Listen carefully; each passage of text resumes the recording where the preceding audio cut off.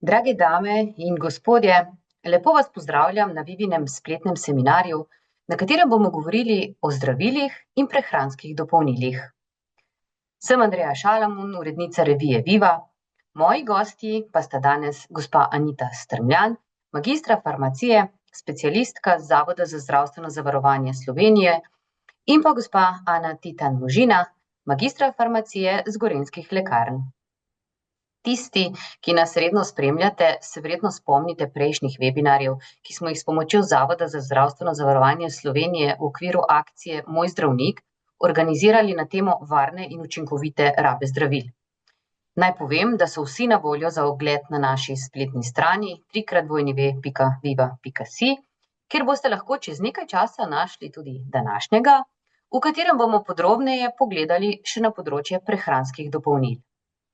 Verjetno se strinjate, da je tema res zanimiva in prav je, da ji posvetimo čim več časa in čim več pozornosti, zato bom besedo čim prej predala strokovnjakinjama. Še prej pa vam moram podati nekaj informacij. Kot ste najbrž opazili, webinar snemamo, posnetek boste v nekaj dneh prejeli na elektronski naslov, ki ste ga navedli ob prijavi. Vprašanja, ki se vam bodo porajala, zapišite v pogovorno okence, označeno kot chat. Nanje bosta predavateljici odgovorili v zaključnem delu srečanja. Naj opozorim, da je pomembno, da se izogibate navedbi imen zdravil, zaradi zakonodaje namreč na takšna vprašanja ne moremo odgovarjati. Odgovorili pa bomo tudi na tista vprašanja, ki so prišla po elektronski pošti. Webinar je pri Zbornici Zvezi Slovenije v postopku pridobivanja licenčnih točk. Ko bo sklep potrjen, vam bodo točke pripisali v 60 dneh. Ob tej priložnosti bi vas seveda rada povabila tudi k glasovanju v akciji Moj zdravnik. 30. leto že teče, odkar je akcija živa. Vse podrobnosti najdete na naši spletni strani, torej www.viva.si. Tam pa najdete tudi naš relativno nov izdelek, in sicer zelo informativne in uporabne elektronske knjige o različnih temah, ki si jih lahko na svoje naprave naložite brezplačno.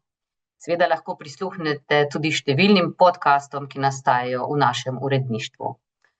Tako, zdaj pa se posvetimo zdravilom in prehranskim dopolnilom. Z veseljem predajam besedo gospe Aniti Strmljan, vas pa vabim, da se udobno namestite in prisluhnite, kaj ima povedati. Gospa Strmljan, dobrodošli, beseda je vaša. Hvala. Lepo pozdravljeni vsi skupaj in pa vam hvala, Andreja, za povabilo.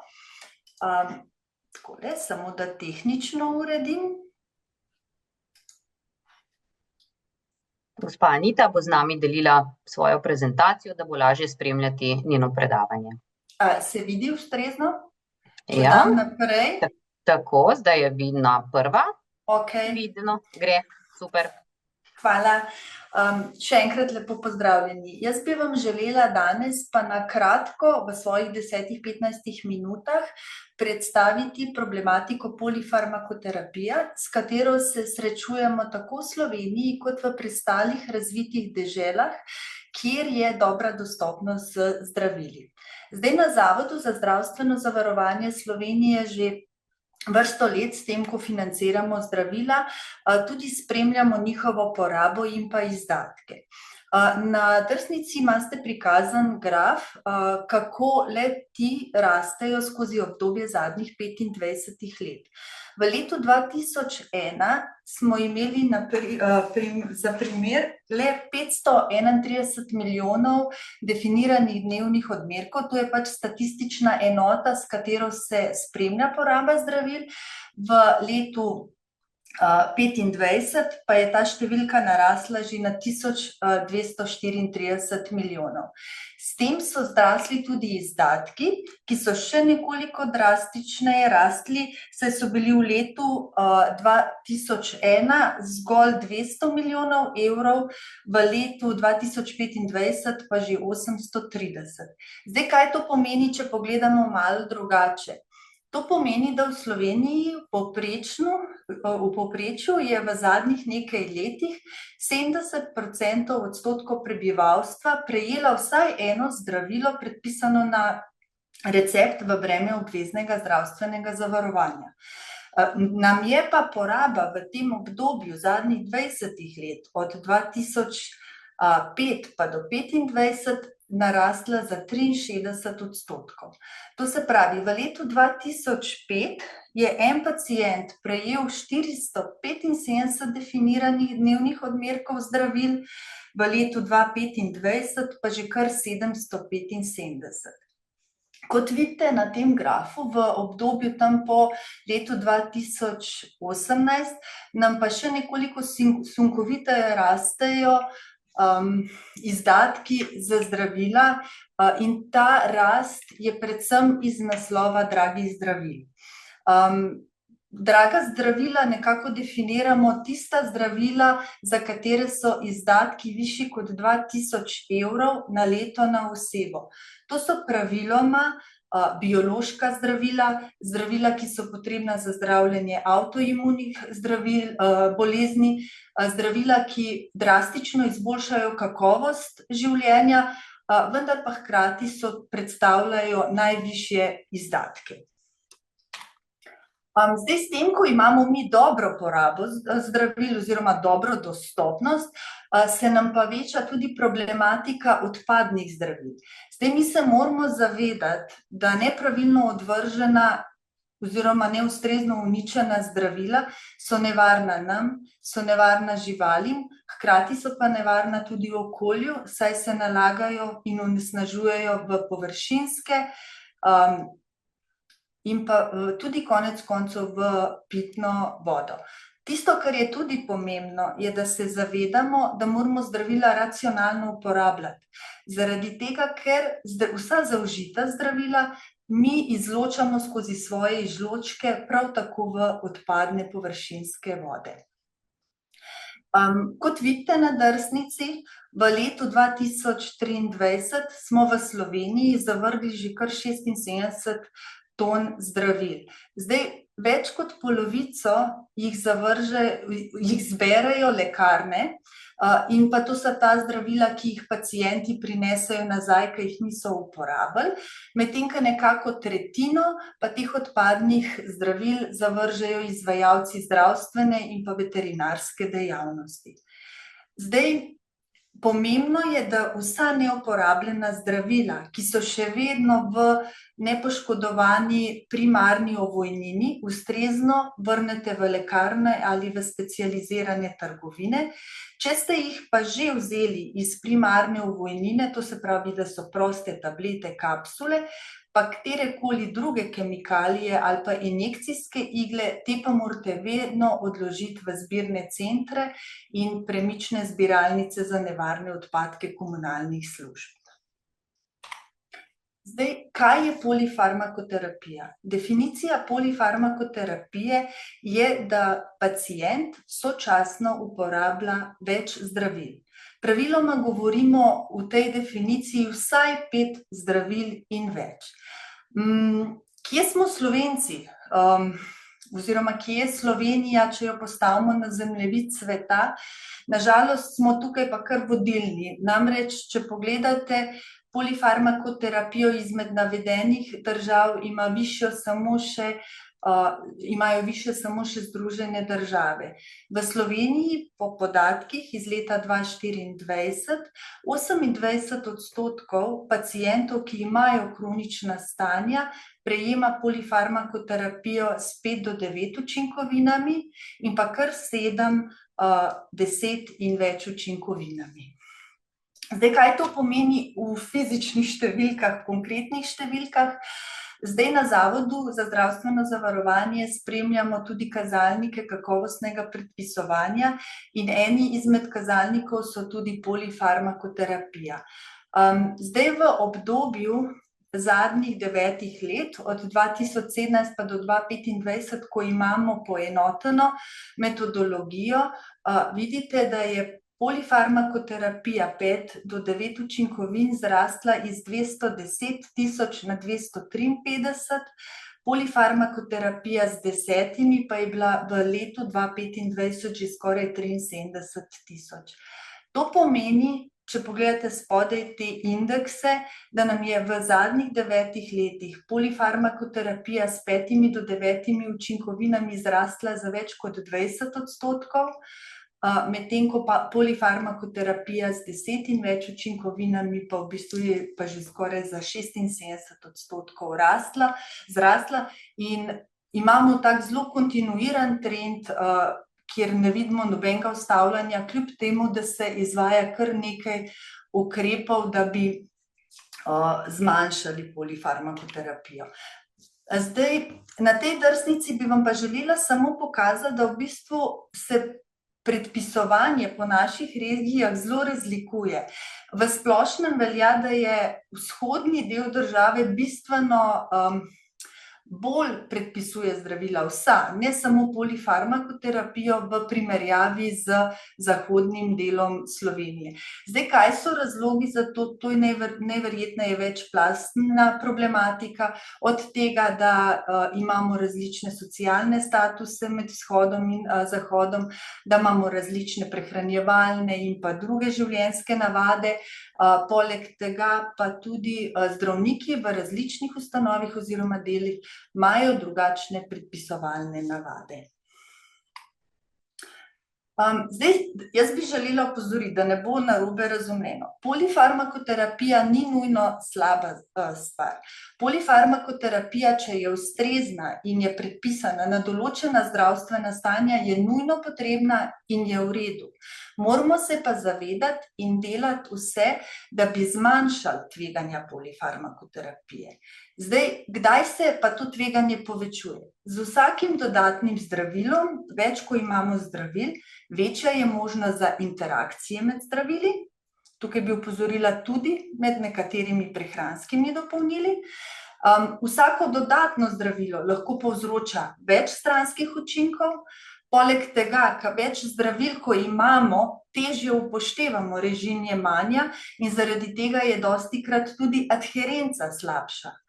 Zdaj, ko imamo več zdravil, ko se vključujejo, se lahko spregleda, da so določena zdravila že v terapiji, se podvoji terapija, sploh če se veliko pacient sprehaja od različnih specialistov ali pa je večkrat hospitaliziran.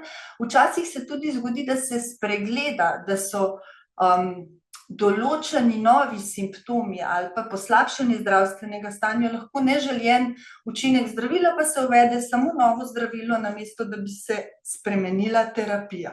In s tem, ko imamo več zdravil, je tudi večja možnost napak pri jemanju.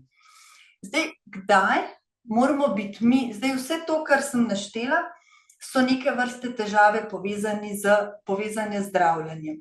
Pri katerih stanjih moramo biti mi pozorni na to, da pomislimo, da je lahko določena težava tudi težava povzročena zaradi zdravil. Absolutno, kadar imamo več sočasnih obolenj, ker s tem, ko imamo več bolezni, prejemamo večje število zdravil, to se pravi polifarmakoterapijo. Zelo pozorni moramo biti tudi, kadar imamo pogoste sprejeme v bolnišnice ali pa več specialističnih pregledov pri različnih specialistih ali pa tudi recimo, da ste stanovalci doma starejših občanov, ker tam so prebivalci, ki so krhkejši in imajo praviloma več komorbidnosti. Pozorni moramo biti tudi, kadar imamo zmanjšano delovanje ledvic in jeter, ker se zdravila slabše izločajo iz telesa in zaradi tega imamo lahko tudi več neželjenih učinkov. Pri vsem na koncu moramo biti pa pozorni tudi na to, ali imamo kakršnekoli motnje pri požirjanju in zaradi tega potem posledično nismo adherentni zaradi zdravljenja in to je vedno fino opozoriti, da se poskuša sama terapija optimizirati. In pa včasih je treba tudi biti pozoren, ni nujno, da imamo samo lahko težave z užitjem zdravil, lahko nam tudi recimo ne odgovarja način, kdaj moramo jemati ali pa pozabljamo. Vse to je fino, da se tekom uporabe zdravil odpravi in da se sama terapija optimizira. Na koncu je pa treba povedati, da če vi imate že veliko zdravil, Dostikrat vidimo v praksi, da pa pacienti potem mislijo, da bi bilo smotrno, da pa zraven, zato da bojo imeli manj zdravstvenih težav, zaužijajo še celo vrsto prehranskih dopolnil, ki pa tudi lahko vplivajo na delovanje zdravil. To vam bo pa potem podrobneje razložila kolegica v naslednjem predavanju. Zdaj, kako lahko preprečite določene težave zdravljenja z zdravili, tako da vodite odkrito komunikacijo z zdravstvenimi delavci? Morate biti aktivni bolniki oziroma morate biti aktivni svojci v procesu zdravljenja, če pacient ne more več skrbeti za svoja zdravila. Zdravniku je treba vedno podati vse ključne informacije, zaradi tega, da bo on lahko vas ustrezno zdravil. In to pomeni, da ga morate seznaniti z vsemi težavami, ki jih imate, svojim zdravstvenim stanjem, vseh zdravilih, ki jih jemljete. Tista, ki so bila predpisana na recept, tiste, ki vam jih aplicirajo včasih v specialističnih ambulantah, pa vam jih aplicirajo redno. To dostikrat pozabljamo. To so praviloma ravno ta biološka zdravila, ki sem jih omenila na začetku predavanja. Potem morate povedati vsa zdravila, ki jih kupite v lekarni, homeopatska zdravila in pa tudi vsa prehranska dopolnila, ki jih jemljete. Ko vam uvedejo novo zdravilo, je zelo pomembno, da svoje zdravstveno stanje opazujete in poveste zdravniku, a je bilo zdravilo učinkovito, a vam je odpravilo določene simptome, težave in pa ali so se vam mogoče pojavile nove zdravstvene težave, ki nakazujejo na to, da ima zdravilo neželjen učinek in je treba terapijo spremeniti. Pa definitivno je vedno treba povedati, opozoriti zdravnika na predhodne alergije na zdravila. Zdravila je treba vedno pravilno uporabljati in pa pravilno shranjevati. Vkolikor imate težave s tem, da ne veste, kako se zdravilo pravilno uporablja, je zelo smiselno, da se, sploh če imate polifarmakoterapijo, da se odpravite v lekarne in jih povprašate po storitvi pregleda uporabe zdravil. Kjer vam bojo podrobneje terapijo pregledali, vam izdelali tako imenovano osebno kartico zdravil z vsemi natančnimi navodili pravilne uporabe.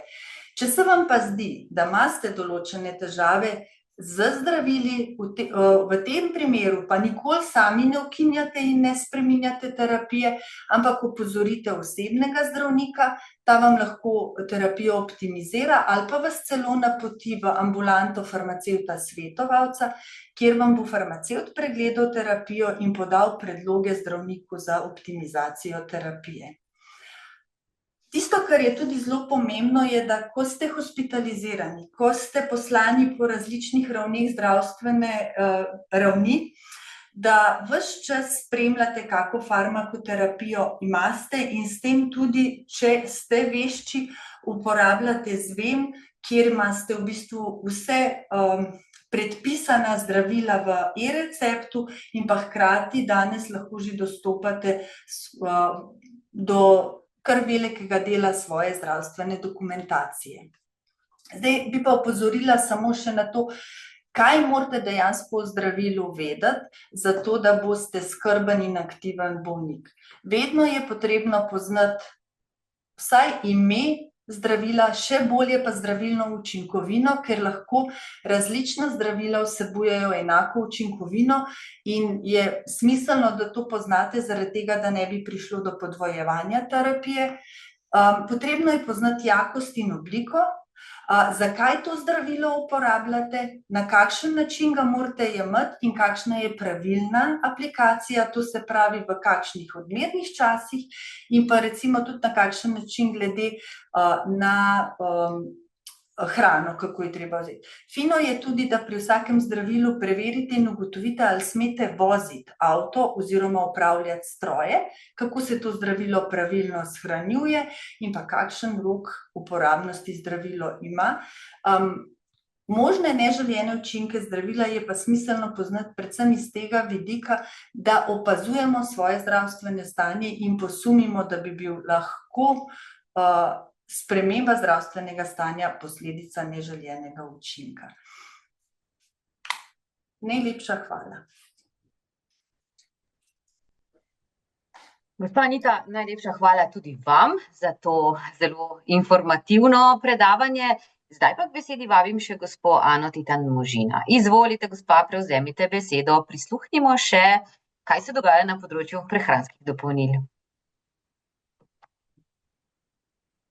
Hvala za besedo.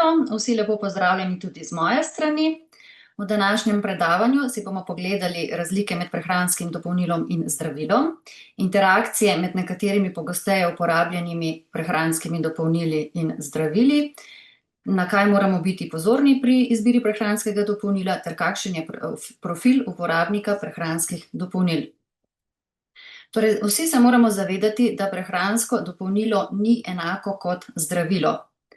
Prehransko dopolnilo dopolnjuje običajno prehrano in ne zdravi ali preprečuje bolezni in bolezenskih stanj, medtem ko je zdravilo vsaka snov, ki jo v primerni farmacevtski obliki uporabljamo za zdravljenje, preprečevanje ali prepoznavanje bolezni.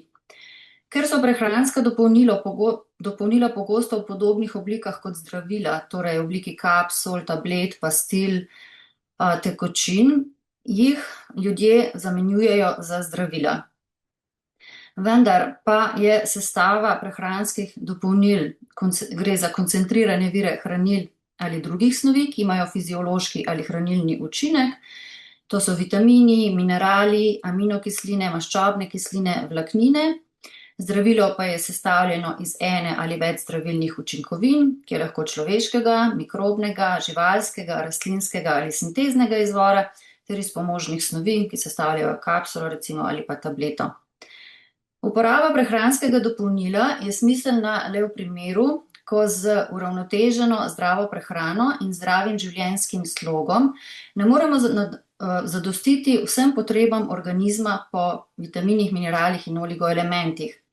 To je recimo v primeru nosečnosti, ko se svetuje dodajanje folne kisline, pri športnikih, v primeru nekaterih bolezenskih stanj in tudi pri starostnikih.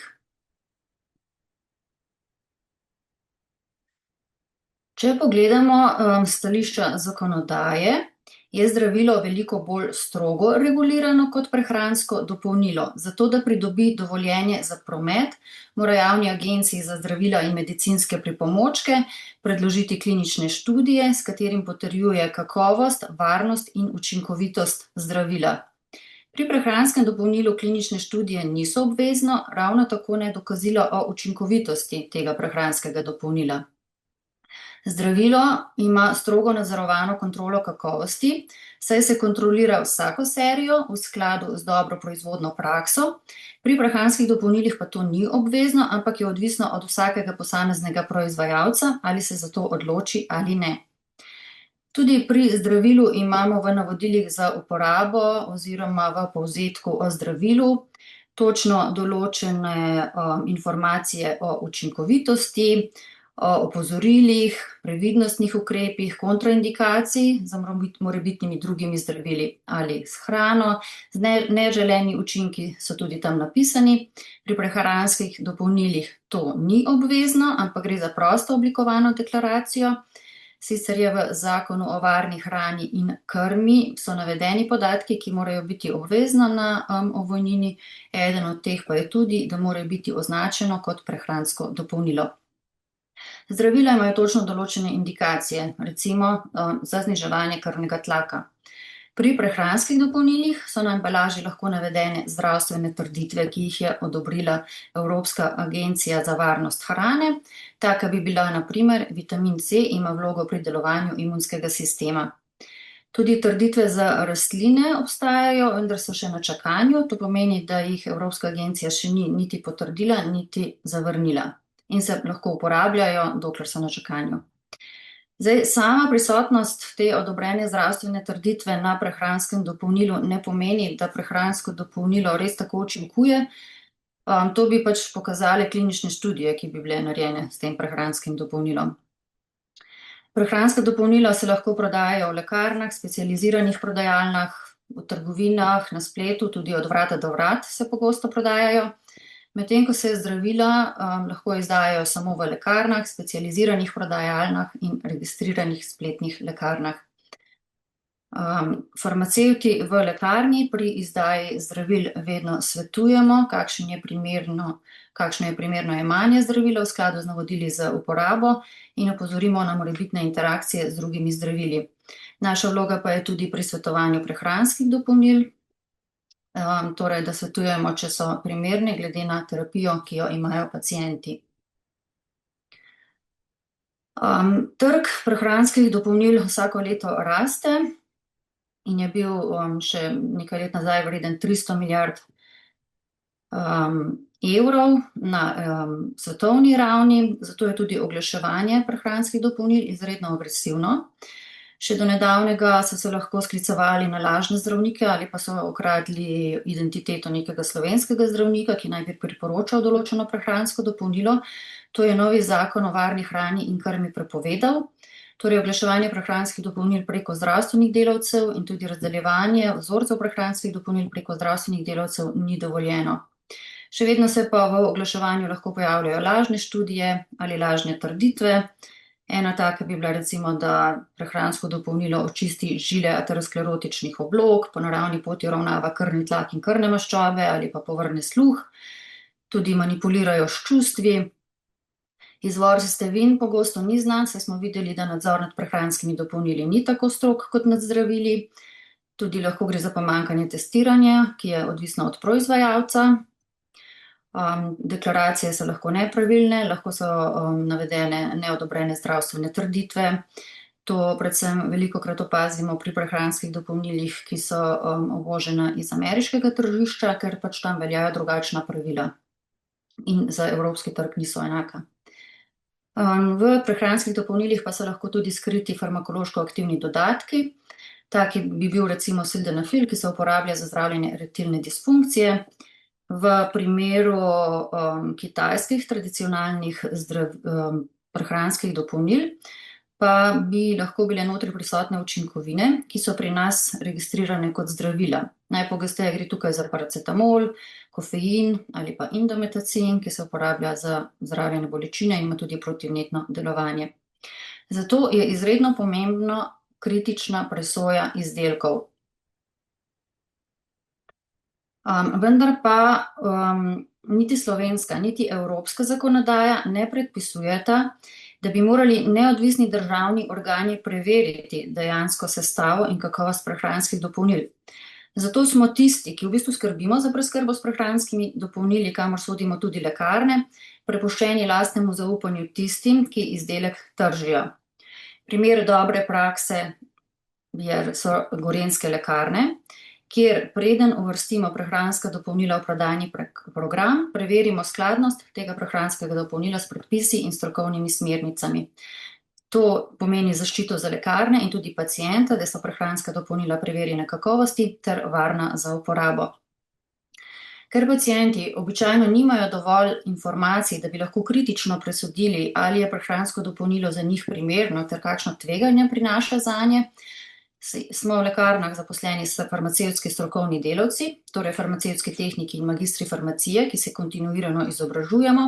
Naša naloga pa je, da nadzorujemo okvirje samozdravljenja in preprečujemo neprimerno odmerjanje, svetujemo glede neželenih učinkov prehranskih dopolnil ali svetujemo, če je prehransko dopolnilo neprimerno za posamezne skupine pacientov, recimo za nosečnice ali tiste, ki se zdravijo zdravili proti starjevanju krvi, vse z namenom varovanja zdravja. Zdaj, v medijih je ravno pogosta ta odsotnost opozoril o interakcijah in kontraindikacijah ter neželenih učinkih. Kot sem že omenila, uporaba prehranskih dopolnil narašča. Razlogi za to so prepričanje, da prehranska dopolnila izboljšajo in ohranjajo zdravje, tudi življenjski slog. Recimo tisti posamezniki, ki sledijo določenim dietam, torej vegetarijanci ali vegani, običajno svojo prehrano dopolnjujejo s prehranskimi dopolnili in so tudi bolj ozaveščeni o aktualnih zdravstvenih smernicah ter vlogi določenih vitaminov in mikroelementov v prehrani, pa recimo športniki. Tudi aktualni zdravstveni trendi, za nekaj časa je recimo bil zelo popularen pegasti padelj, trenutno je to magnezij in pa vpliv družbe. Vse več pa je tudi oseb, ki jemljejo več zdravil. Zaradi tega se tudi poveča možnost za interakcije med prehranskimi dopolnili in zdravili. Prehranska dopolnila pa lahko povečajo ali pa zmanjšajo učinke predpisanih zdravil, kar tudi lahko vodi v neželene učinke, torej da zdravilo ne dosega svojega učinka ali pa povzroča neželene učinke. Tukaj je ena tabelica, kjer vidimo, katera prehranska dopolnila so najbolj iskana. Tukaj gre za posamezne vitamine in minerale, potem multivitaminske pripravke, omega-3 maščobne kisline, propolis in probiotike.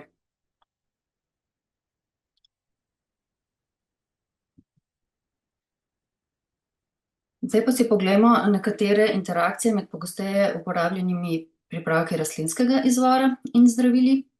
Tukaj naj opozorim, da je klinična pomembnost interakcij odvisna od bolnika do bolnika, kar pa je odvisno od njegovega zdravstvenega stanja, od tega, kako velik odmerek prehranskega dopolnila uporablja ter kako veliko različnih zdravil uporablja.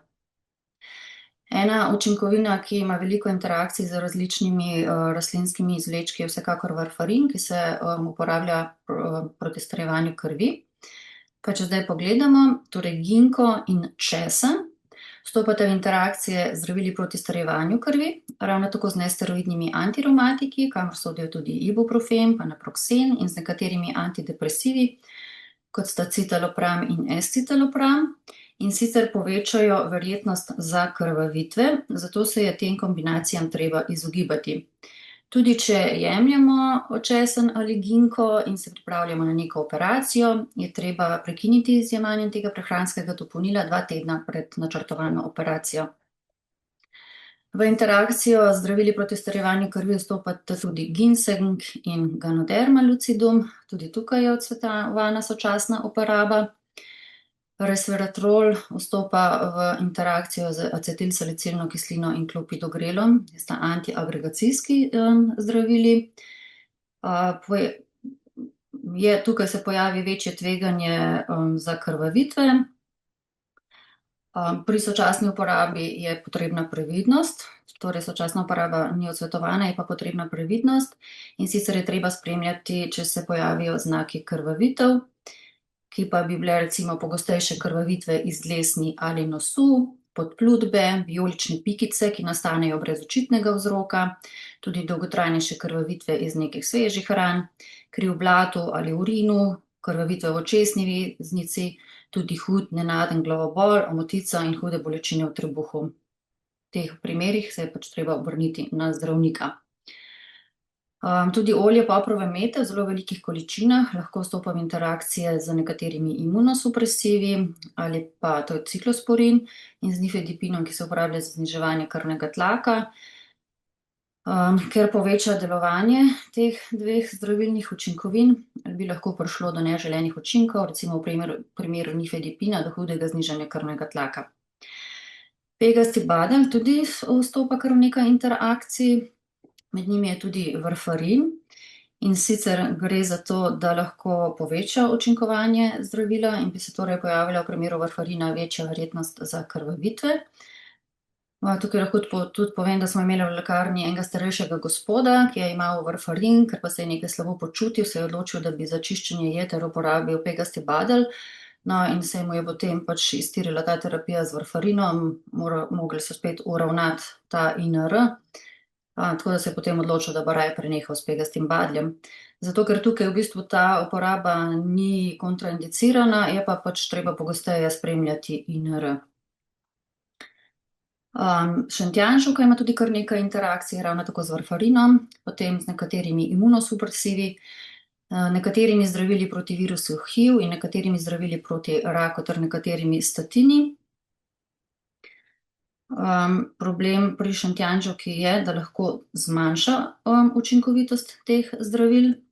V primeru antidepresivov pa gre v bistvu za sinergistično delovanje, ker je tudi šentjanževka kot nek naraven antidepresiv, pa lahko pride do serotoninskega sindroma, ki bi se kazal kot zmedenost, nemir, delirij, tudi na koncu lahko koma, povišan srčni utrip, hitrejše dihanje.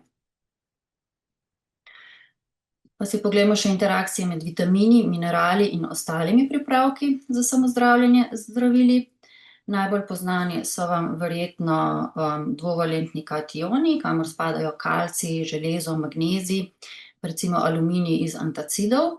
Ti vstopajo v interakcijo z nekaterimi antibiotiki, kot sta ciprofloksacin in doksiciklin. To vas tudi vedno opozorimo, kadar dobite antibiotik, da morate narediti časovni zamak s temi elementi ali pa z mlekom in mlečnimi izdelki. Potem tudi vstopajo v interakcijo z zdravili za zdravljenje ščitnice, kot je levotiroksin, in zdravili za zdravljenje osteoporoze, kot so bisfosfonati. Torej, uporaba ni kontraindicirana, je pa treba narediti časovni zamik od 2 ur ali pa 6 ur, odvisno od posamezne učinkovine. Potem koencin Q lahko zmanjša učinek varfarina in pride do nastanka strdkov. Zdaj, lahko se to skupaj uporablja, ampak je treba pogosteje spremljati INR. Tudi glukozamin in maščobne kisline omega-3, s tem, da tukaj gre za odmerke večje od 3 gramov eikozapentaenoidske kisline na dan, lahko vplivajo na varfarin in sicer se poveča možnost za krvavitve, tudi tukaj je treba spremljati INR. Izredno velike količine vitamina B3, tukaj naj opozorim, da so to količine, ki so večje, kot so običajno prisotne v prehranskih dopolnilih, lahko vplivajo na statine in sicer bi lahko povzročile rabdomiolizo, torej gre za razgradnjo skeletnih mišic, pri sladkornih bolnikih pa hiperglikemijo, torej povečano količino glukoze v krvi. Vitamin C se ne sme uporabljati s tistimi citostatiki, torej zdravili za zdravljenje raka, ki delujejo tako, da spodbujajo celično smrt preko povečanja oksidativnega stresa, torej s temi radikali, ker vitamin C je antioksidant in zmanjšuje to delovanje. Kalij ne smejo imati tisti, ki uporabljajo diuretike, ki varčujejo s kalijem, torej to bi bila recimo spironolakton, eplerenon, zaradi tega, ker lahko pride do hiperkalijemije, kar pa se kaže kot motnje srčnega ritma, splošna mišična oslabelost, krči v mišicah, tudi v moticah. Pacienti imajo tudi pogosto napačne predstave o prehranskih dopolnilih, mednje sodijo recimo več je bolje, tukaj gre za neke megadoze antioksidantov, čeprav v bistvu še niso dokazali, da bi velike odmerke antioksidantov ozdravili bolezen. Ugotovili so recimo, da neke izredno velike odmerki vitamina E ne podaljšajo življenje, ampak lahko celo povzročijo odpoved srca. Tudi veliki odmerki beta-karotena pri kadilcih povečajo možnost za nastanek pljučnega raka. Potem pa naravno je bolj zdravo, naravno je varno, uporablja se že več stoletij, zato mora biti zagotovo dobro. To tudi ne drži. Rastlinska prehranska dopolnila lahko vsebujejo težke kovine, plesni, bakterije, tudi zdravilne učinkovine, slabše so zakonsko regulirana, imamo lahko nanje tudi alergijske reakcije ali povzročajo prebavne težave, povišan krvni tlak, hormonska neravnovesja. Prav tako pa tudi ni veliko podatkov o interakcijah med zdravili in prehranskimi dopolnili rastlinskega izvora. Tudi tole je zelo popularno, ne more škodovati, če jemljem prehranska dopolnila poleg zdravil, to smo zdaj videli že v prezentaciji, da temu ni tako. Pa če bi bila škodljiva, jih ne bi bilo dovoljeno prodajati. Tudi to ni res, to je pač odvisno od vsakega proizvajalca, ali bo torej prehransko dopolnilo varno in kakovostno in učinkovito. Ko izbiramo prehransko dopolnilo, se moramo najprej vprašati, zakaj ga bomo uporabljali, recimo za imunski sistem ali za povečanje energije, za nadomeščanje vitaminov ali mineralov, za lajšanje bolečin v sklepih. Komu bo to namenjeno? Otrokom, nosečnicam, športnikom, doječim materam ali pa starejšim osebam? Ali imajo te osebe kakšne kronične bolezni, kot je recimo sladkorna bolezen ali pa bolezni ledvic in jeter? In tudi koliko ostalih zdravil jemljejo. Potem nam mora biti tudi pomembna sestava, in sicer, da so sestavine kakovostnega izvora, tako da izbirajmo prehranska dopolnila od proizvajalcev, ki jih zaupamo, ter imajo sistematični nadzor kakovosti. Pomembna je tudi oblika in biorazpoložljivost teh učinkovin v prehranskih dopolnilih. Če pogledamo magnezij, organske oblike magnezija, kot so citrat, glicinat, malat, travnat in aspartat, imajo veliko boljšo absorpcijo kot anorganske, kot je pa recimo oksid, karbonat, fosfat in sulfat. Potem pri železu. Železov sulfat ima zelo dobro absorpcijo, hkrati pa povzroča neželene učinke na prebavni sistem, kar se lahko kaže kot driska, zaprtje, bolečine v trebuhu, napihnjenost, glavobol. V tem primeru bi bila boljša izbira železov bisglicinat, ki se ravno tako dobro absorbira, hkrati pa ima veliko manj neželenih učinkov na prebavni trakt. Potem pa še probiotiki. Te so tudi v zadnjem času zelo popularni. Naj tukaj omenim, da Evropska agencija za varno hrano izraz probiotik smatra za zdravstveno trditev, zato prehranska dopolnila ne smejo biti navedena z izrazom probiotik. Lahko recimo piše na prehranskem dopolnilu, da vsebuje žive mikroorganizme. Torej, ko to izbiramo, je bolj primerno, da izberemo liofilizirane mikrobe, ki so v prahu, pa potem v kapsuli, v vrečkah ali tabletah, da nimajo veliko dodatkov vitaminov, mineralov in raznih drugih snovi, pa da so pakirane v posamezne aluminijaste pritisne omote, ki varujejo pred vlago to prehransko dopolnilo. Tudi je fino, da imajo prehranska dopolnila certifikate ali pa neodvisne testiranja. Tukaj recimo gledamo dobro proizvodno prakso, ISO standarde, HACCP certifikate. V regulativi pa je tudi pomembno, da so skladne z zakonodajo, čeprav smo videli, da nad tem ni nadzora. Zato je torej izredno pomembno, da se po informacije obrnemo na strokovne vire, kamor vsekakor sodimo farmacevti v lekarni. Pa če si pogledamo še profil uporabnika prehranskih dopolnil.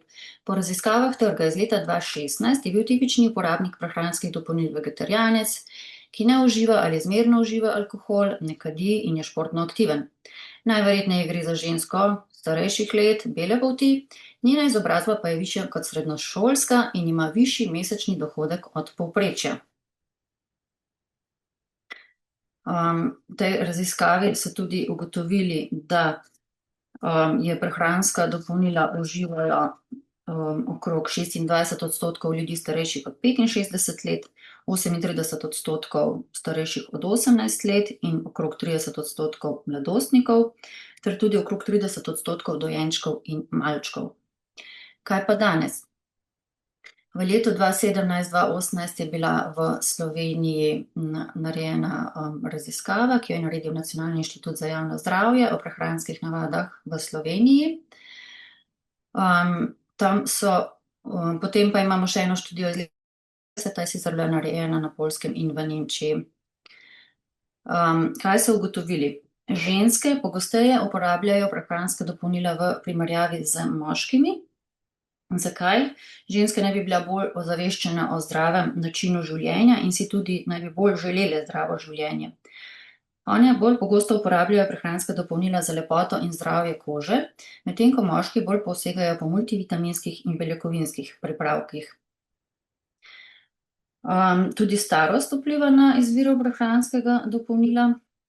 V Sloveniji je bilo v letih 2017 in 2018 največ uporabnikov prehranskih dopolnil med starejšimi odraslimi, torej starejšimi od 65 let.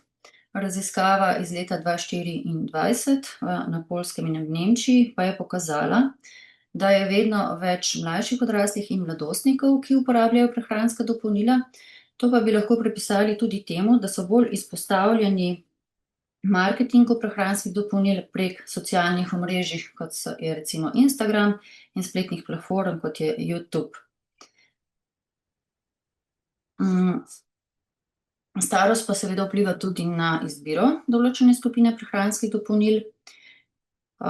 Torej, mladostniki in odrasli, torej tam do 65. leta, so pogosteje posegali po multivitaminskih pripravkih, kot tisti, ki so bili starejši od 65 let. Tudi izobrazba vpliva na izbiro prehranskega dopolnila. Rezultati med državami sicer niso enotni. V splošnem naj bi se tisti, ki imajo višjo stopnjo izobrazbe, bolj zavedali prehranskih vrzeli, ki jih lahko zapolnijo prehranska dopolnila, in jih posledično pogosteje vključevali v svojo prehrano.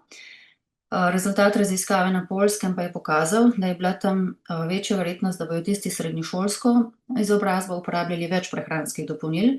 Tisti, ki so pa bolj izobraženi, pa bojo bolj kritično presojali trditve o prehranskih dopolnilih. Med Slovenci je po prehranskih dopolnilih v letih 2017 in 2018 so bolj posegali bolj izobraženi, kar pa je veljalo tudi za dojenčke in malčke. In sicer so malčki, mater z višjo ali visoko izobrazbo, prejemali več prehranskih dopolnil. Tudi tisti, ki živijo v mestu, so več uporabljajo prehranska dopolnila. To je lahko zaradi tega, ker so bolj izpostavljeni reklamiranju oziroma oglaševanju na javnih mestih. Življenje na urbanih območjih pa lahko vodi tudi do večjega zanimanja za zdravje in zahodnjaški življenjski slog, kjer se prehranska dopolnila dojemajo kot ena od zdravih izbir.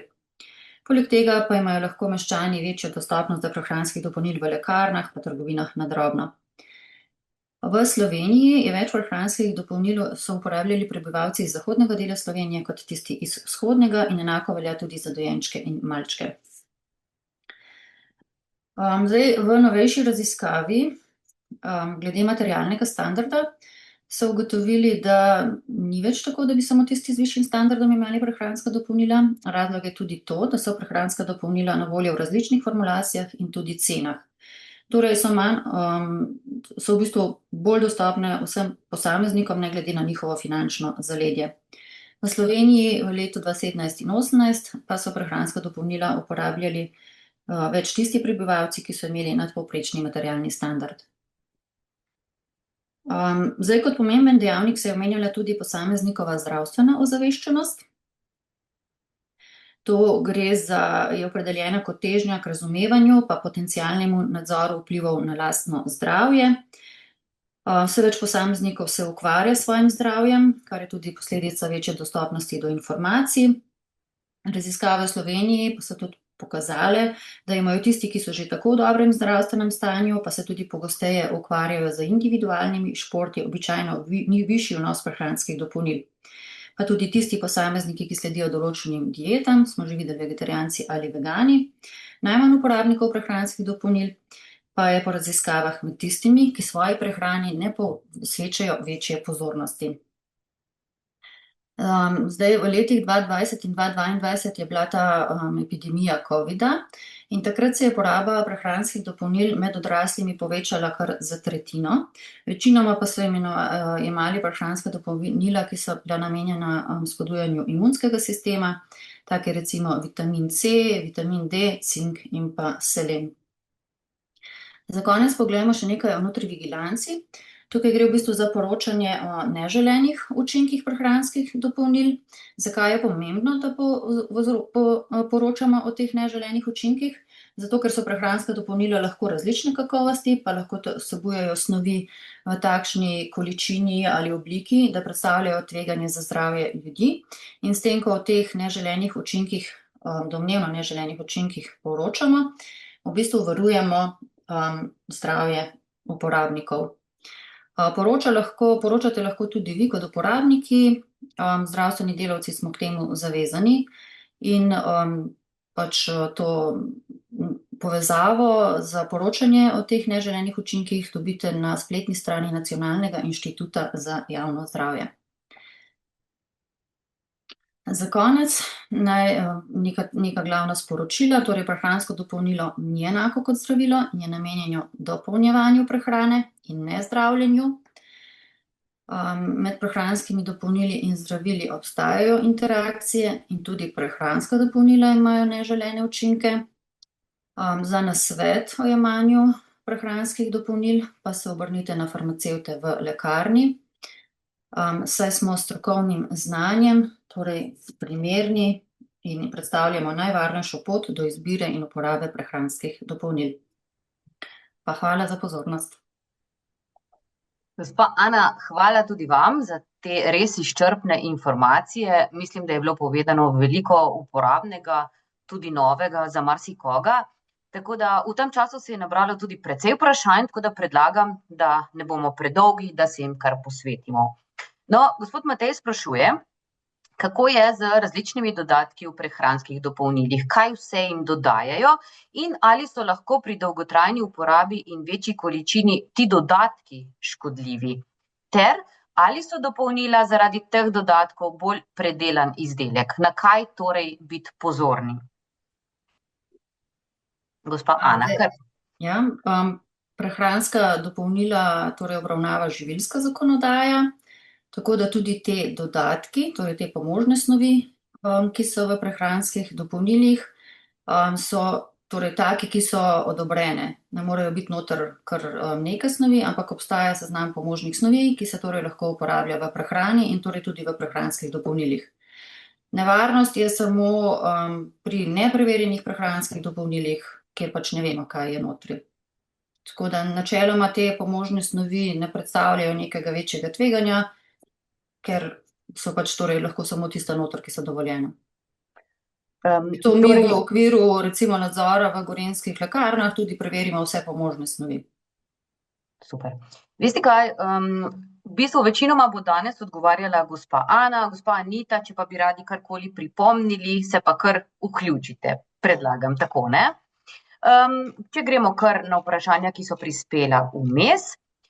Tako, gospa Anita sprašuje, kako je s prehranskimi dopolnili v primeru avtoimunih bolezni. Pravi, da ima Sjogrenov sindrom in jo sprašuje, ali lahko uživa čaj iz ameriškega slamnika in adaptogenih rastlin. Torej, v primeru avtoimunih bolezni se ne priporoča jemanje ameriškega slamnika oziroma tistih izvlečkov iz rastlin, ki spodbujajo imunski sistem. Ker gre v primeru avtoimunih bolezni, je problem z imunskim sistemom in se ponavadi ta zavira. S temi prehranskimi dopolnili ga pa spet spodbujamo. Zato se ne priporoča, bolj se priporočajo razni vitamini in minerali, je pa potem odvisno od vsakega posameznega bolezenskega stanja, tako da tukaj mogoče najboljše, da se po nasvet obrne na zdravnika. No, gospod Sašo zanima, ali je potrebno pri uporabi fermentiranega rdečega riža v nekaterih prehranskih dopolnilih ravno tako kontrolirati jetrne encime in ali so res statini tako nevarni, kot nekateri navajajo, da imajo več negativnih kot pozitivnih učinkov. Torej, določena je meja, do katere se lahko uporabljajo te izvlečki iz tega rdečega riža, mislim, da je to 2,9 miligrama in pri tem ni potrebno kontrolirati jetrne encime. Statini vsekakor niso tako nevarni, kot se navajajo, po nekaterih raziskavah naj bi imelo samo tak res izredno majhen odstotek, 0,5% ali pa še manj, težave z temi bolečinami v mišicah. Se pa seveda to lahko zgodi, ampak to ni tako zelo razširjeno, kolikor se piše recimo po spletu. No, gospa Melisa sprašuje, ali so za katera prehranska dopolnila opravljene tudi klinične študije?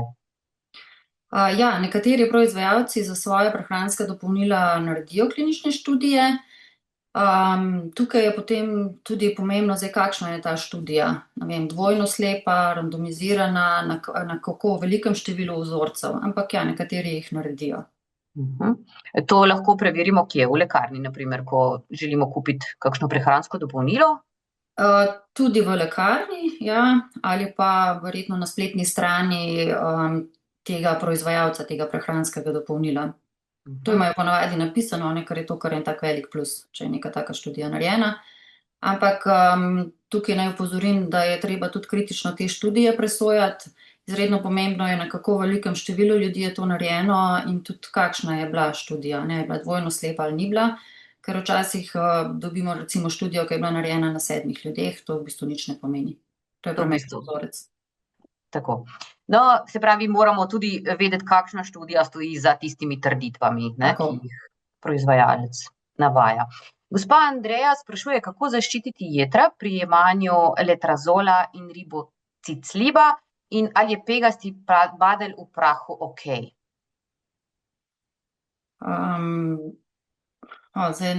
Tukaj bi svetovala, da se obrne na zdravnika. Jaz mislim, da v vseh teh primerih, ne, ko ste v dvomih, je dobro, da se pogovorite tako s svojim zdravnikom, ki najbolje pozna vaše stanje, in potem mogoče še s strokovnimi delavci v lekarni. Tako bo najboljše. Gospa Martina se navezuje očitno na tisto tabelo, ki ste jo ukazali, in sprašuje, ali enako velja za uživanje česna ali samo za dopolnila, če ima oseba aspirin in zdravila za zniževanje tlaka in holesterola. To običajno velja samo za prehranska dopolnila, zato ker je v prehranskih dopolnilih to veliko bolj koncentrirano. Razen, če gospa poje izredno veliko česna. No, gospa Urška pa dodaja, pravi, pomembno opozorilo za B3. Skupaj z ašvagando povzroči hudo alergijo, rdečina v obraz, dekolte, celo telo, pa še kaj. Predvidevam, da so to njene izkušnje. Gospa Ana, imate kaj več informacij o tem? Ne, če je te neželene učinke izkusila, ji svetujem, da to vsekakor poroča na spletni strani Nacionalnega inštituta za javno zdravje v okviru farmakovigilance.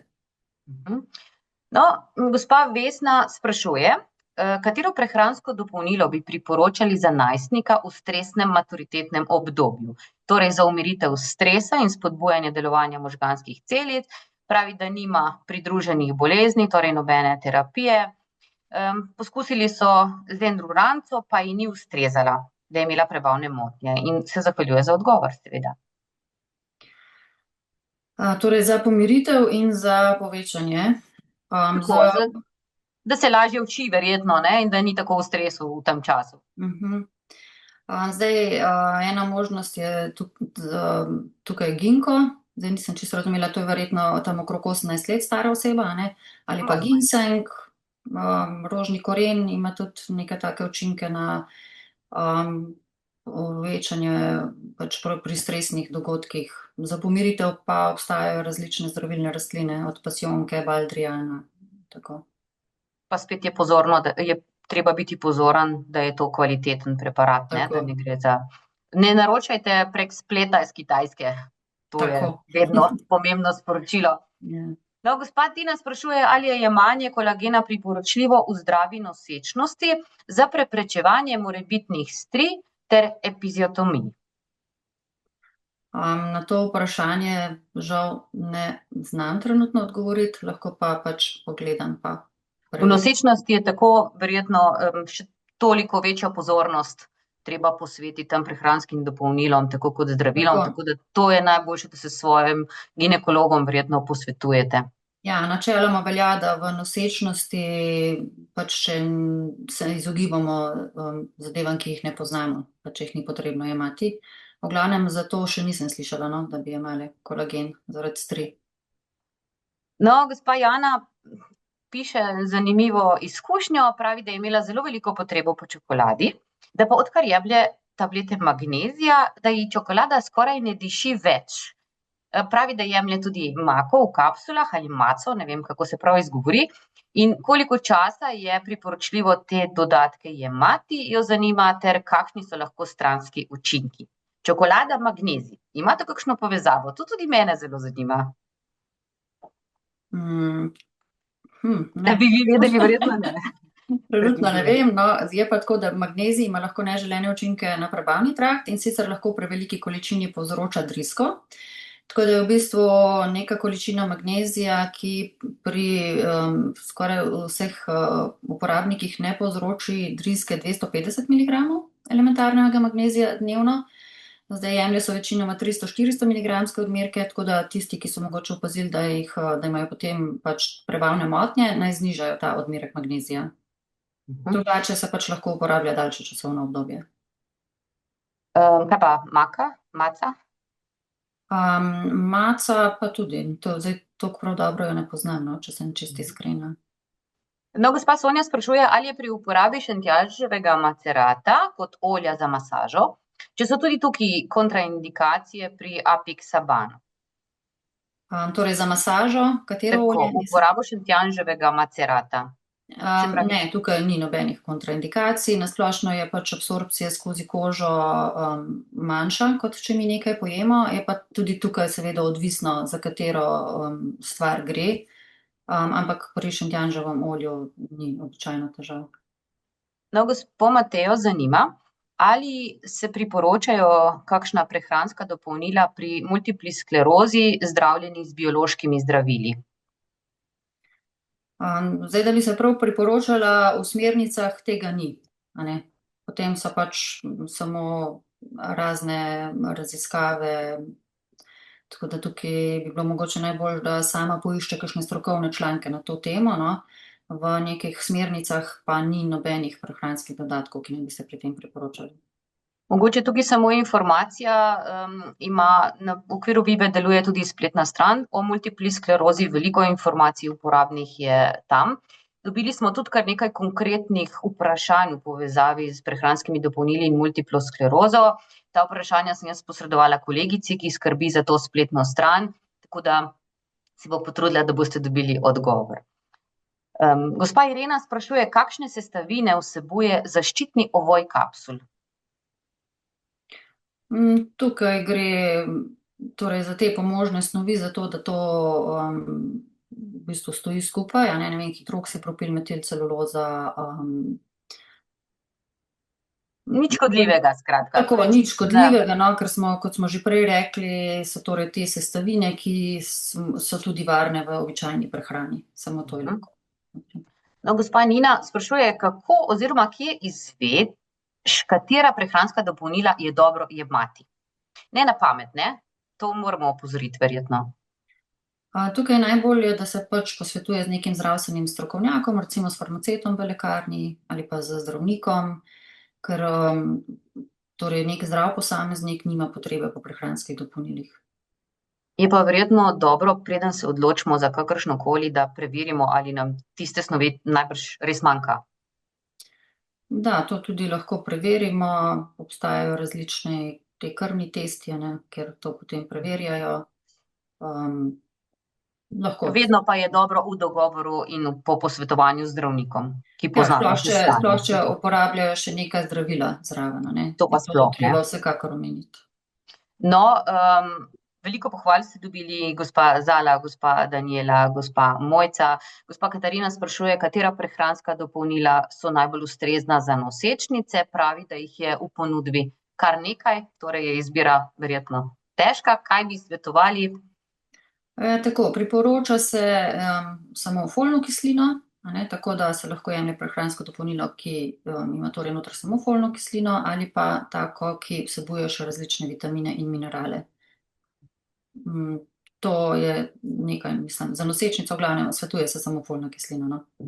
Vitamini in minerali zraven pa so tudi lahko v redu, mogoče pri nosečnicah, ki imajo težave z imunskim sistemom ali pa tako.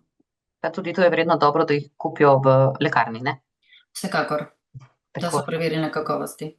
Tako, no, gospa Zdenka se zahvaljuje za zelo poučna in zanimiva predavanja obema. Enako gospa Marjeta, pa gospa Angie. Renata sprašuje, ali so izdelki iz ašvagande prehranska dopolnila? Ja, to so prehranska dopolnila. Gre za verjetno izdelke iz tradicionalne kitajske medicine, tako da je pač treba biti previden, iz kje se naročajo, ker kot sem že omenila v predavanju, imajo lahko pač te izdelki na Kitajskem pač tradicionalno notri dodane sestavine, ki so pri nas registrirane kot zdravilne učinkovine. No, gospa Adelina sprašuje, ali pripada vsem vitamin D3 na zelen recept? Ne, tukaj so omenjena. Zdaj tako je, kar bi jaz želela v osnovi opozoriti, tako za D-vitamin kot pa tudi za ostala zdravila. Dostikrat smernice, strokovne smernice priporočajo drugače, kot je omejitev predpisovanja. To se pravi, se mora predpisovalec vedno zavedati, da eno so strokovne smernice, drugo pa je, kaj se sme predpisati v breme obveznega zdravstvenega zavarovanja. In ne, vitamin D ne pripada vsem, vitamin D ima kar strogo omejitev predpisovanja. Jaz bi tukaj mogoče vas kar usmerila na centralno bazo zdravil in če vpišete v področje, kjer je izbira učinkovine, napišete holekalciferol, boste najdeli vse zdravila, ki se jih sme predpisati v breme obveznega zdravstvenega zavarovanja in vsak ima posebej omejitev. V bistvu se sme predpisovati za preprečevanje osteopenije in pa rahitisa pri otrocih do 1 leta starosti. Vsi ostali otroci niso upravičeni do predpisa v breme obveznega zdravstvenega zavarovanja, razen če imajo določene kronične bolezni, kjer se to svetuje. Prav tako so potem recimo se sme predpisovati v primeru kronične ledvične bolezni in pa še celo vrsto drugih indikacij imate navedenih, pa recimo pri zdravljenju z dolgotrajnim zdravljenjem z glukokortikosteroidi, tako da mogoče bo najboljše, da kar v bistvu pogledate v centralno bazo, kjer je v omejitvi zelo jasno opredeljeno, komu pripada. Hvala lepa za ta pojasnila. No, eno anonimno vprašanje imamo še in sicer katera prehranska dopolnila bi svetovali pri okužbah in vnetju sečil? Gospa Ana? Ja, tukaj imamo na trgu pač kar nekaj prehranskih dopolnil, nekatere so take, ki vsebujejo rastlinske izvlečke in so tudi registrirane kot zdravila. Tako da jaz drugače svetujem, da če obstaja izdelek, ki je registriran kot zdravilo in pa tudi zraven še izdelek, ki je registriran kot prehransko dopolnilo, da se izbere ta izdelek, ki je registriran kot zdravilo, ker smo videli, da ima veliko večji nadzor nad kakovostjo, varnostjo in ima tudi dokazane učinke. No, gospa Helena sprašuje, kaj na embalaži prehranskega dopolnila, konkretno vitamina C, pomeni oznaka oziroma certifikat GMP?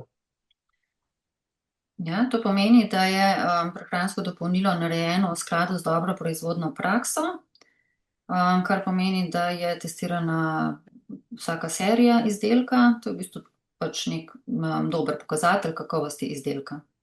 No, gospa Bernarda pravi, da je hormonska terapija iztirila jetrne teste in da jo bolijo sklepi, in ali obstajajo kakšni preparati, ki bi zadeve omilili? Kaj bi svetovali? Ja, mislim, obstajajo torej določena rastlinska prehranska dopolnila, ki pač naj bi imela učinke pri teh zadevah.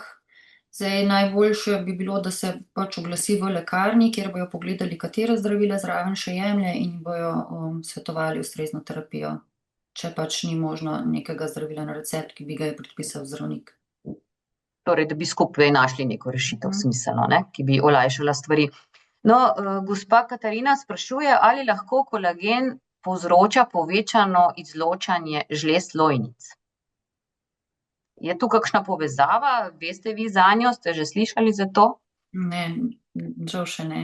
Se pravi, ni nekaj dokazano, da bi se to dogajalo, no? Vsaj ne pogosto, predvidevam. Ja, vsaj ne pogosto, možno, mislim, če je gospa prepričana, da je izkusila ta neželeni učinek ob jemanju kolagena, naj to pač poroča. Tako.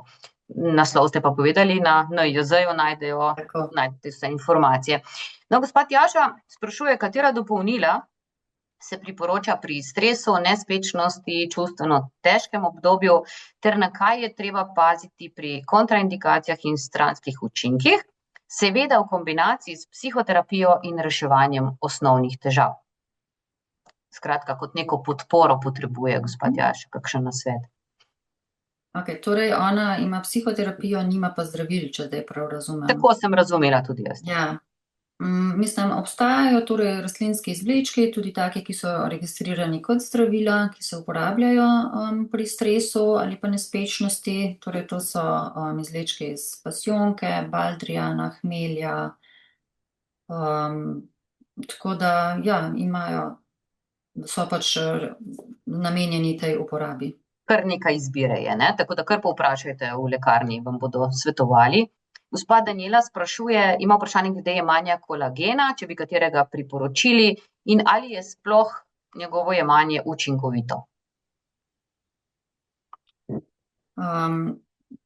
Zdaj jaz nekega posebnega ne bi priporočala. So, ja, narejene različne študije, ki so pač ugotovile določene učinke tega. Tako da, mislim... Je za poskusiti mogoče, ne? Prosim. Mogoče je za poskusiti, tako. Je pa res, da smo različni, ne? Na nekoga ista stvar lahko deluje, na nekoga pa ne. No, gospod Jan sprašuje, ali temna čokolada oziroma kakav prispeva k pozitivnemu delovanju matičnih celic. Na to vprašanje žal ne morem odgovoriti. To bomo pobrskali in mogoče objavljen članek na Vivi, spremljajte nas. Tako. No, gospa Metka sprašuje, ali je primerno uživati origanovo olje ob vnetju prebavil in IBS. Se pravi, origanovo olje ob vnetju prebavil. Zdaj čisto To so zelo specifične. vseh indikacij ne vem, tako da bi mogla... Poleg tega je verjetno zelo pomembno celotna slika, ne, te osebe zdravstvena. Ja, vedno je pomembna za svetovanje, ne. slika, katera zdravila jemlje in tako. Imamo še vprašanje glede CBD. Gospa Anja sprašuje, ali se lahko CBD uporablja pri otroku, ki ima benigni tumor v glavi in jemlje Briviac in Vimpat. Tukaj je vsekakor najbolj primerno, da se o tem posvetuje z zdravnikom. Zdravnikom, tako. To so zelo konkretna in zelo težka vprašanja, veste, ki zahtevajo malo bolj poglobljen odgovor, ne takšen, kot vam ga lahko tukaj zagotovimo. Vprašanje imamo še glede omega-6. Mogoče lahko malo več poveste o tem omega-6 dodatku. To je zelo popularen prehranski dodatek trenutno, ne? Poleg omega-3. Ja, v bistvu omega-3 maščobne kisline naj bi se bolj dodajale, zaradi tega, ker so omega-6 maščobne kisline v prehrani dovolj zastopane in je pač porušeno to razmerje, tako da se bolj priporoča dodajanje omega-3 maščobnih kislin.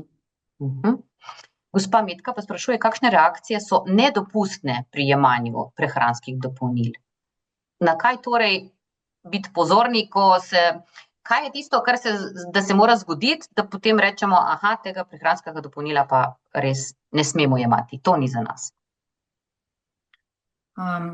Tukaj je tudi malo odvisno od vsakega posameznika, drugače pa poročajo o recimo težavah potem s prebavo, zaprtjem ali pa z drisko, tudi o slabem počutju, o kakšni vrtoglavici, o motici. To so vsi lahko pač te neželeni učinki, o katerih naj se poroča. Skratka, če vam škodi, bolj kot koristi, potem to ni okej, ne? No, gospa Petra se tudi zahvaljuje za odlično predavanje, tudi gospa Metka in Maja. Gospa Sabina sprašuje, ali lahko pri slabokrvnosti jemljemo tudi folno kislino. Ja, folna kislina bi lahko, pomanjkanje folne kisline je tudi lahko eden od vzrokov za slabokrvnost. Verjetno je pač tukaj najboljše, da se pogovori z zdravnikom, kaj je pri njej vzrok. No, gospa Majo zanima, ali je v redu, da sicer zdrava ženska, stara 46 let, vsakodnevno jemlje supradin in ginkgo biloba, omega-3 kapsule, kolagen ter magnezij.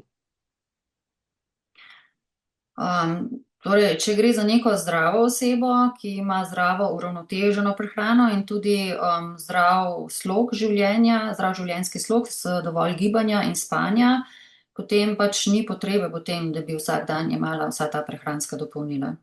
No, s tem ste odgovorili tudi na vprašanje gospe Dragice, ki jo je zanimalo, ali je potrebno uživati omega-6 in Q10, se pravi pri zdravih osebah, ob uravnoteženi prehrani, noben prehranski dodatek verjetno ni potreben. Se strinjate obe? Zdaj, razen po novih smernicah za dodajanje vitamina D, ki so išle konec lanskega leta, kjer pa se vsem priporoča dodajanje D-vitamina od oktobra do aprila, ker ga takrat, tudi če smo izpostavljeni soncu, ne dobimo dovolj. In ker, kot je že odgovorila gospa Anita, ga vsi ne dobijo na zeleni recept, je potem treba to dodajati v obliki prehranskih dopolnil, oziroma obstaja tudi vitamin D, ki je registriran kot zdravilo, ki se dobi brez recepta. In tega vi priporočate. Drži? Ja, drži. Tako, gospa Lea sprašuje, kako smo lahko kot jemalci prehranskih dopolnil sigurni, da zaužijemo dovolj količinsko. Sprašuje, ali se ne upošteva na primer starost, telesna teža in podobno, in da najbrž ni enaka doza za vse, čeprav je na embalaži napisano na splošno, koliko se česa jemlje. Torej, razlike so glede starosti, torej za dojenčke, otroke, torej recimo od 1 do 3 let je drugačna količina vitaminov, ki se priporoča, od 3 do 6, tako pač starostno, pa potem za starejše od 18 let. Torej, to je to glede starosti. Drugo je potem glede samega življenjskega sloga, kjer bi recimo nek športnik to več potreboval ali pa neka določena bolezenska stanja. Drugače pa je ta priporočen dnevni vnos, to je PDV, ki ga lahko opazimo na škatlici prehranskih dopolnil. Torej, to pomeni, kolikšna količina teh vitaminov in mineralov bi za večino ljudi predstavljala torej, zadovoljšen dnevni vnos. Gospod Katarina zanima, ali obstaja kakšna centralna baza za prehranska dopolnila? Ne, centralna baza ne obstaja, torej zdaj z novim zakonom o varni hrani in krmi naj bi se uvedla prva prijava izdelka, ki pa še ni realizirana. Zdaj čisto točno, kako bo to potekalo, jaz nimam informacij, po nekaterih pač naj bi torej te proizvajalci oziroma te, ki tržijo prehransko dopolnilo, sami pač noter vnašali te podatke. Pa bomo videli, no, kako to bo. Kako se bo to odvilo, ne? Tako. No, gospod zanima tudi, če obstaja kakšno prehransko dopolnilo, ki bi pomagalo pri prezgodnji menopavzi. Ne, nimam podatka, da bi obstajalo prehransko dopolnilo, ki bi na to vplivalo. No, gospa Jasmina piše, da je v zdravstvenih službah težko skrbeti, veliko medicinskih sester nas namreč tudi spremlja in zdravstvenih tehnikov. Piše, da je v zdravstvenih službah težko skrbeti za hidracijo in da so zato zelo pogosti uroinfekti, sploh pri ženskah. Bi mogoče svetovali za uživanje urobalansa ali kakšnega drugega prehranskega dodatka. Prav tako jo zanima za dodatek, ki se trenutno pogosteje oglašuje, in sicer za origano in divjo kumino. Kaj svetujete pri tem? Sploh pri ljudeh, ki imajo težave s prebavo in napihnjenostjo. Torej, glede sečil, tudi če se bo torej uporabljalo ta prehranska dopolnila, je povsod treba zraven veliko piti, 2 do 3 litre tekočine. Tako da, če bojo to uporabljali, pa ne bodo dovolj pili, tudi ne bo takega učinka. Osnova je torej tekočina in Ja, vsekakor. tudi na takih delovnih mestih poskrbite, da ste dovolj hidrirani, naredite več koristi sigurno. Gospa Melisa sprašuje, ali priporočate jemanje B-kompleksa? Mislim, B-kompleks je lahko ustrezen za določene indikacije oziroma za, torej ne vem, če gre za pomanjkanje v primeru kakšnih aft ali česa takega ali v primeru bolečin. To je potem spet odvisno od vsakega posameznika, zakaj bi zdaj to jemal. Da bi kar tako jemala B-kompleks, če nima nobenih težav, potem ne vidim smisla. Tako. No, gospa Mateja pa sprašuje, kdaj je najboljše jemati D-vitamin, zjutraj ali zvečer? Drugače je vseeno, tudi noter v navodilih za uporabo ni nikjer omenjeno, ali bi bilo to zjutraj ali zvečer. Je pa tako, da če se vitamin D je torej lipidotopen vitamin, topen v maščobah, torej bo absorpcija boljša, če ga bomo vzeli pri hrani, skupaj s hrano. Ali pa po jedi. Gospoda Jana zanima, katere snovi v prehranskih dopolnilih so problematične, kot na primer titanov dioksid, na kaj moramo biti pazljivi pri nakupu? Titanov dioksid je že kar nekaj časa prepovedan, tako da ne sme biti v prehranskih dopolnilih. Kot smo že prej govorili, so v prehranskih dopolnilih lahko samo snovi, ki so lahko tudi v običajni prehrani. Tako da samo prehransko dopolnilo iz tega stališča bi moralo biti torej varno. Problem pa je, če se to naroča iz nekih spletnih strani, mogoče, ne vem, z Kitajske ali pa iz kje drugje, kjer torej ni taka stroga zakonodaja oziroma ni zakonodaja taka, kot je v Evropi. No, gospo Jasmino zanima, ali lahko prehranski dodatki močno vplivajo na zdravje, naprimer pri starejših, ki imajo slabši imunski sistem in jemljajo že veliko terapije. To ste v predavanju sicer že ponazorili, mogoče samo en stavek tukaj. Ja, tukaj je spet odvisno, katero prehransko dopolnilo bo posameznik vzel ter katera zdravila jemlje. Torej, ali bo prišlo do interakcij. Tako da je najbolje, da se obrnejo na farmacevta v lekarni, da jim svetuje, ali je pač to določeno prehransko dopolnilo primerno ali ne. Gospa Sonja sprašuje, ali kot oseba potrebuje arginin za srce. V nobenih smernicah ne piše, da bi oseba za srce potrebovala arginin. No, mogoče še eno vprašanje, kako naj bolnik presodi, ali je informacija o dopolnilu res verodostojna? Ja, zdaj, torej v Gorenjskih lekarnah ta prehranska dopolnila, ki so uvrščena v prodajni program, imajo to vse preverjeno in imajo torej gor samo verodostojne informacije. Drugače pa obstaja torej teh seznam odobrenih zdravstvenih trditev, ki se lahko navede na prehranskih dopolnilih.